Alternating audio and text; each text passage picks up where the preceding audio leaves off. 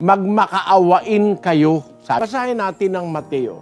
Papalad ang mga mahabagin sapagkat sila'y kahahabagan. Pagka mahabagin ka, pati sa kaaway mo, kakaawaan ka rin ng Diyos. Ganyan po ang batas ni Kristo eh.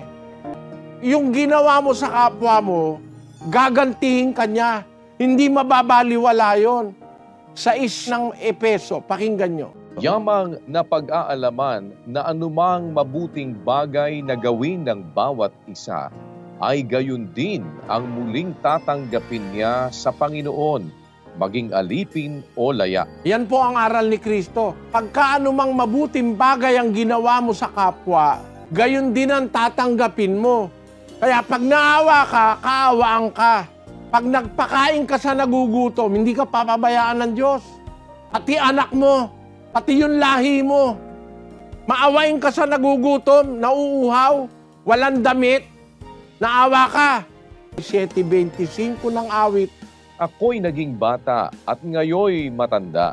Gayunmay hindi ko nakita ang matuwid na pinabayaan, ni ang kanyang lahiman ay nagpapalimos ng tinapay. Pagka ang isang tao matuwid sa harap ng Diyos, yung mga anak mo hindi papabayaan, yung lahi mo hindi magpapalimos ng tinapay.